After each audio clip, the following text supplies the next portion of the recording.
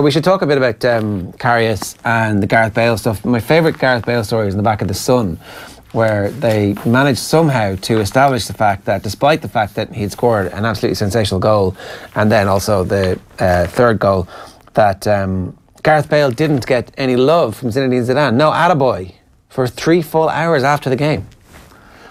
They've got it, bicycle kick in the teeth is the headline. I'm like, what's that about? Oh, I'm going to read this now.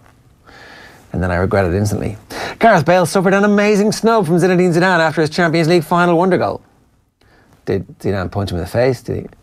The Real Madrid boss did not speak to his match winner for more than 3 hours after the victory over Liverpool. Well, if that's true, it is still disgraceful, no? Nobody likes Gareth Bale in Madrid. It's not disgraceful. It is disgraceful. He's doing interviews over here. He's doing interviews over here. 3 hours. But like, I'm sure loads of people don't see each other. Bale goes off and finds his family and hangs out with them. Not everybody all together in the same room. But they were on the same pitch. Zidane has to go over immediately and say, listen, Gareth, I'm sorry for... I think you're an asshole, but good goal. That's what you're saying. Yeah, exactly. Good goal. Did Bale not go over to him and go, oh, look, boss, you know, actually this all worked out really well. I was really fit and fresh in the final. And you not picking me loads because I wasn't playing very well and actually was coming back from injury was the right thing to do? No. Bale's like, look what I just did. And he's not talking to me. But all his teammates really dislike him as well or something. I don't know. It was such a cold victory lap, wasn't it? It just seemed so dull, so underwhelming. Like Sergio Ramos with his stupid GoPro and his stupid head and just an annoying person. And there's nothing to like about that Real Madrid team. They don't even like each other. Yeah, they are the greatest team of this generation, the greatest team since the 1970s. It's weird to say that, but they're the best football team since the 1970s. They've won 3 European Cups in a row.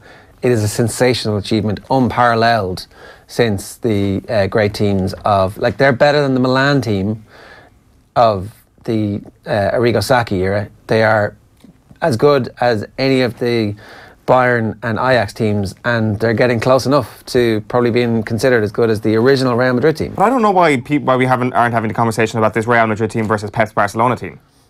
There is an argument to be made there. Just because they've won 3 European Cups in a row is an unbelievable achievement, don't get me wrong. Yeah. But ultimately you can gauge things on things that aren't trophies sometimes. Well, so pick them in a one-off game. Maybe you pick Pep's team and maybe Pep's team. But life isn't one-off games. Life is actually... What they've achieved, they're a better team than Pep Guardiola because of doing 3 European Cups in a row. It is an astonishing achievement. 4 and 5 years. It's amazing, don't get me wrong, but are they a better team? Are they a better group of individuals? I don't think so. Well, no, better group of individuals isn't a better team. Are they a better team and a better group of individuals? I think Barcelona win on both counts.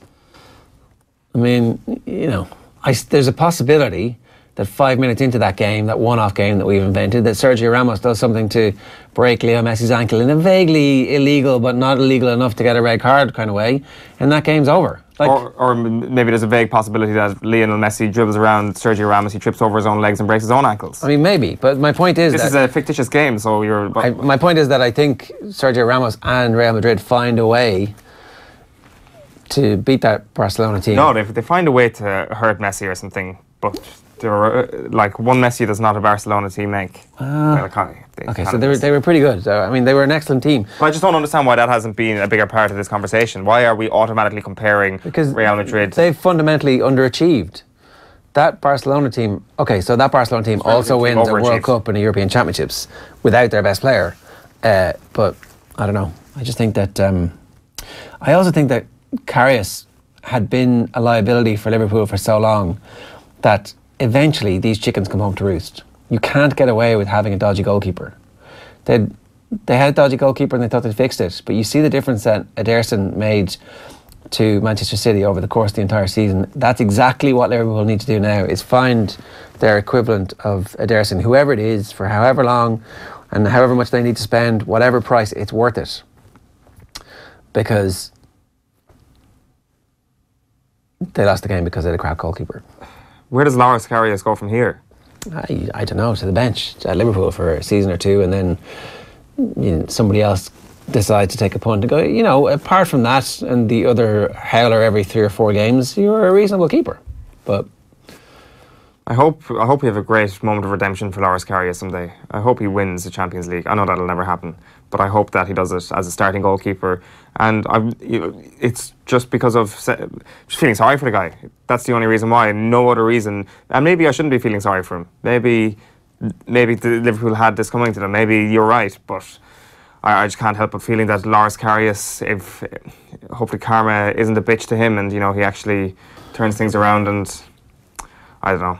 It's a sad sight. It was a very sad sight to see him all on his own on Saturday night. And his teammates not going to him enough. That's been a narrative that was reported. It's been a narrative, for sure. Like Jamie Carragher at least went over to him. Why was Carragher on the sideline? Was he doing the game for somebody? Must have been. Or was he just like hanging out? I haven't a clue. Fair play to him for doing it. I think one or two players should have at least immediately gone to him and just comforted him. I don't think anybody was realistically saying that everybody needs to go over and make this all about Lars Karius. I mean, Gareth Bale being the first English speaker to actually go over to him and commiserate with him was a bit sad, wasn't it? Well, it's classy move from Bale. A misunderstood guy.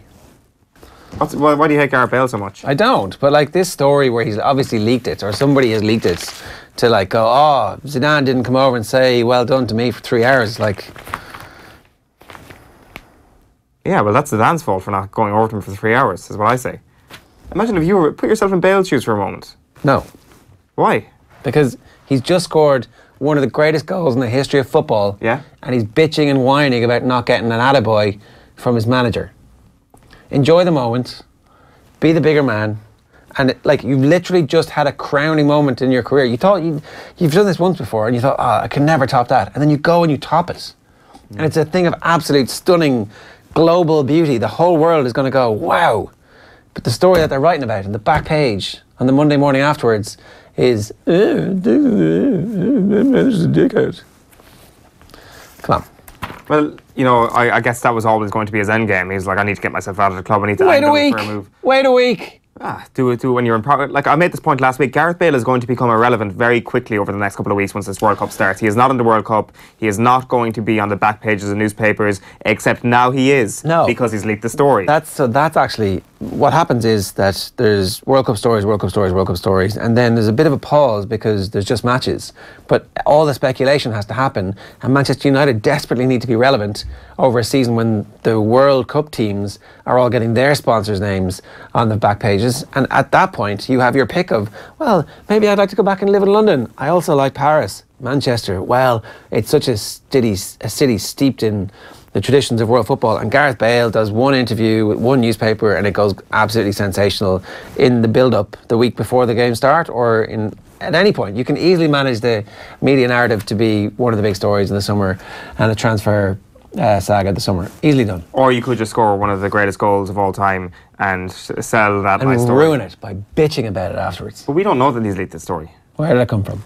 Who else knows that Zidane didn't say hello to him for 3 hours? The rest of the Real Madrid team. They don't. No one is watching anybody else in that circumstance. It's agent. It's all the agent's fault. Maybe Cristiano Ronaldo is watching Gareth Bale to see how long is it before Zidane comes over here. Still hasn't done it. Well, because Ronaldo apparently also himself was like, well, I'm not sure if I'm going to stick around now. I might be leaving. And then immediately apologised and went, oh, actually, this isn't about me. It is about you, Cristiano. It's always about you. It's true. That's the one thing. I'll always be closing. Right.